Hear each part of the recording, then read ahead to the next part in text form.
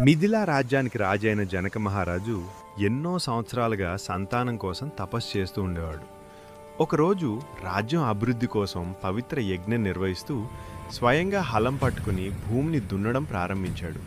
అకస్మాత్తుగా హలం భూమిని చీల్చగా లోపల దాగి ఉన్న స్వర్ణ పెట్టె వెలుగొందుతూ బయటపడింది. రాజు ఆ పెట్టెను తెరిచిన క్షణంలో దివ్యకాంతితో మెరిసే చిన్నారి శిశువు కనిపించింది. భూదేవి ప్రసాదం అయోనిజ జన్మమని గ్రహించిన జనకుడు ఆ శిశువును హృదయానికి హత్తుకొని రాజమహల్కు తీసుకువెళ్ళాడు. మహల్ మధ్యలో పూజారులు, అర్చకులు, అన్ని విధాల వారి వ్యక్తుల సమక్షంలో మంత్రోచ్చారణతో నామకరణం జరిగింది. పొలంలో ఏర్పడిన గీతలో ప్రత్యక్షమైనందువల్ల ఆమెకు సీత అనే దివ్యనామం పెట్టారు. చిన్నప్పటి నుంచే సీతాదేవి కరుణ, సౌందర్యం, ధైర్యంతో అందరినీ ఆకట్టుకుంది. ఇదే భూమిజ మహాలక్ష్మి అవతారమైన సీతాదేవి కథ ప్రారంభం. Like, share, subscribe to Mix Vibe 1268 channel.